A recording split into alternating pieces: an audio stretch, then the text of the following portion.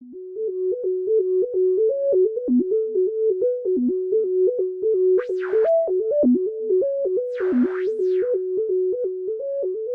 guys, this is Soloman Barghouthi. I am an application platform specialist at IBM based in Raleigh, North Carolina.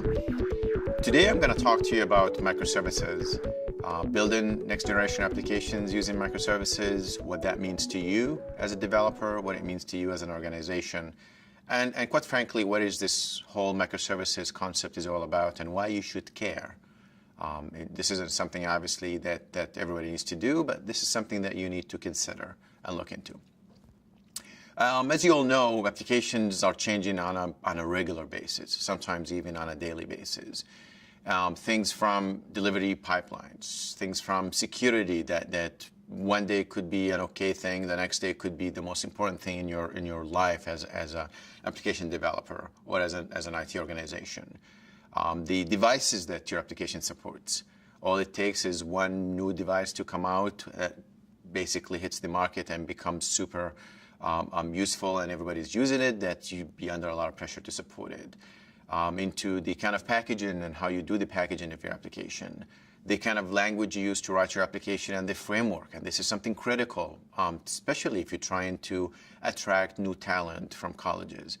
Being on an old programming model, an old application style of doing development is not necessarily going to get you the best of those talents when it comes to hiring people into your application. So I guess you ask yourself a question, what's wrong with the other way of doing that application or development? And I'm going to break it down. I'm not saying that there's anything wrong, but it's just it could be. There's ways for improvement. And I'm going to break it down by just giving a simple application.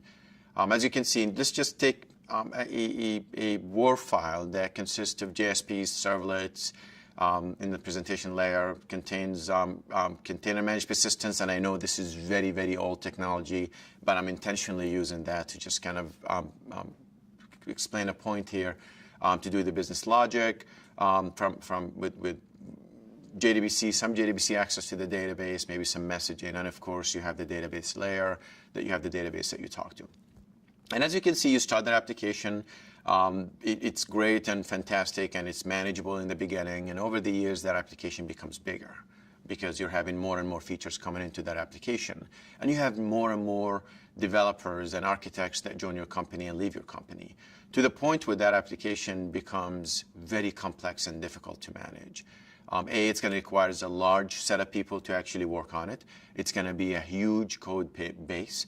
It's going to be very complex and kind of spaghetti code-like kind of an environment from coding perspective, to the point that it's going to intimidate anybody who's going to take over this. And I've been in the industry long enough to understand that even sometimes you ask somebody to work on an application that they say, this is so complex, I don't understand it, it's hard for me to imagine, I can do some work on it. And again, that means problems for you. So from an application development and this is kind of an issue for you. From a technology stack perspective, what that means is if you continue to have that large application where you're using some sort of a technology to build it, you will have long-term commitment because you can't just simply make a change to it. If the presentation layer changes where something much more attractive is coming out, where you can easily do a much better job in that presentation layer, for example, in your application, it's going to be very hard for you with how interconnected that application and how complex and that application is and large, to be able to make that change.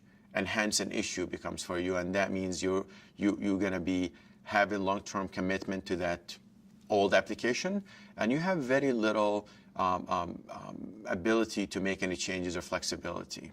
Okay, so that becomes also an issue for you, not to mention the fact that now you have an old application that you can't find some good talent to work on it. So this is from a development perspective. But when it comes to even for developers, thing that they care about is that large application ends up being huge in size, ends up being an issue when it gets installed into the developer's IDE. It becomes very, very difficult to debug. Not to mention that startup time is going to be an issue, and this is something that developers do care about. They're going to be starting and stopping that application so many times, and the bigger it is, the worse it's going to be for that application. So What happens then from development, deployment, which becomes an issue, into runtime? Running that particular application, even though it works great, as you know, you're going to continue over the years to get more and more to your business, but that means that that application needs to scale. Now, there might be an area within that application that you need to scale, but it's kind of difficult for you to go and change it. As you all know, for those of you who've done some performance tuning, the entire thing is kind of like a funnel system. As you start large and you get smaller, as you go from requests coming from clients into web threads, into database connections, and all the way down to the database. This is kind of the funnel approach. And that means you take one side, you make one small change, and you're going to have to impact the whole application. So that makes it difficult, and the easiest thing for people typically to do is to just simply create another instance. Now imagine if that application is, let's say, 1.5 gigabyte in size. That means if I want to scale it out to actually run more or get more requests, I have to get 2 of these applications. So that basically I increase the memory usage to by 100% to 3 gigs. And that's more resources that are being used, which is, again, could be an issue or it could be okay. It depends on your organization. But this is something that you may not be able to sustain long term. So what's the alternative solution to this? Well, that enters microservices. The concept is very, very simple, actually. And if you look at the definition of microservice, is a set of narrowly focused independent deployable services, and focus on the independent deployable services. That means I can take that one large application and I can reduce it into smaller pieces. Now there is microservices in principle how you should do it, which we'll talk about today. But there is the way which my approach has been throughout my career, my IT career, is simplicity. I don't necessarily try to go to the most complex way of doing anything. As you know, like the application I gave you, requires you to have an end-to-end from the entry level all the way to the database, where you have to partition the database, have its own table, its own business logic, and its own entry and presentation layer. But that could be a challenging thing for any organization. So for me, I would suggest, and again, this is just me playing simplicity here, is maybe don't mess with the database. It's very difficult for you to go to your DBA and say, can you partition my database down for me? Starting a new application is one thing, but taking an existing application and doing that to it might not be that simple. So the way I would do it is, let's actually take that application, break it into smaller pieces, have these applications interact with each other through a predefined interfaces or APIs. And as you know, APIs are king these days, because you can actually manage these APIs, find out exactly who's calling what, add whatever restrictions, user IDs and passwords, so you can allow certain people to call certain things and others not, monitor them, see all that stuff, and even limit them to make sure that you control the scalability of that particular application. So the sky is the limit when you actually do it through the APIs. But the way you do this, as soon as that happens, you can go ahead and reduce it. That means I can take my application now and I could easily install it, so I can resolve the issue of installation time. I could easily start up that application, resolving the performance issues, again, for developers when they start and stop their application several times. I could easily switch from one implementation of framework to another, and that means my developers now, if I'm using an old technology for a presentation layer and a new one comes out, I could easily just go in and say, let me just rewrite this application without impacting the whole big picture or big application that I have. Because again, I'm just simply calling these APIs, and as long as that piece of application or service has an entry point, or if it actually provides some sort of a service through these APIs, as long as I manage and follow the contract and provide these interfaces, I'm in good shape. So again, that gives me a happy developer, that gives me a happy operations team, because scaling wise, again, they'll be able to scale it very, very quickly, and by just simply starting another instance of that small application. So that 1.5 gig application, I can break it into, let's say, 3 pieces or even 6 pieces. And therefore, I can just, if I want to increase one of the pieces, if they're equally distributed in memory, I could just say increase it by 250 megabytes in size. And that's really all that I need to do. And I can imagine I go from having an application to scale it from 1.5 to 3 into 1.5 to just 1.75, which is a huge savings on resources as well. So overall, I get modularity that I'm looking for, and I get a happy developer, happy operations team, and I get to market quickly, which is the number one priority for any business, is to be able to get to market and provide the features that you want very quickly.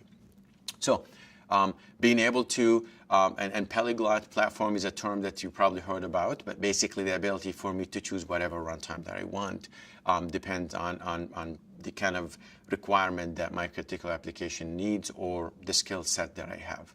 So overall, I'm able to create an application very quickly. For those of you who weren't introduced to the platform as a service offering within IBM Bluemix, I encourage you to do that. This is something that you could easily go see it. You can easily create an environment, pick the runtime that you want, whether it's a Java runtime, a Node runtime, PHP, or what have you. Build quickly an application or a service. Use existing, and this is the key point, using existing services that are offered within the platform, whether it's caching, whether it's scalability, whether it's security, whether it's monitoring, and this will make your life so much simpler because it will allow you to quickly get to market and again meet the need of your end users or customers. So if I put all these pieces together, let's take the same application that I showed you earlier that was very complex, and you will see that within that application, I can go ahead and say, well, you know what, the presentation layer, I want it to be, for the UI, I want it to be a PHP-based. And as you can see, I've changed it into a PHP-based model or framework, and I can get that team to work on it. I can get into the ordering part of my application to say, well, you know what, I feel comfortable with that particular ordering to be done in Java, so I'm not going to change that, and I'm happy with it. Fantastic, you can keep it that way with all its interactions with the database. And for the catalog that's using caching, you just figure, you know what, this is a catalog that I'm interested in using this new technology with Node.js, and this is something fantastic because I have a lot of developers, the community is huge on it, and it's kind of gaining a lot of traction, as you all been hearing about, even recently in the news about what IBM did in that area by acquiring a company there. But even with that picture, if you look at what this picture shows you, it shows you the fact that I'm able to, in this particular instance, to scale out because I need to increase the performance on my application.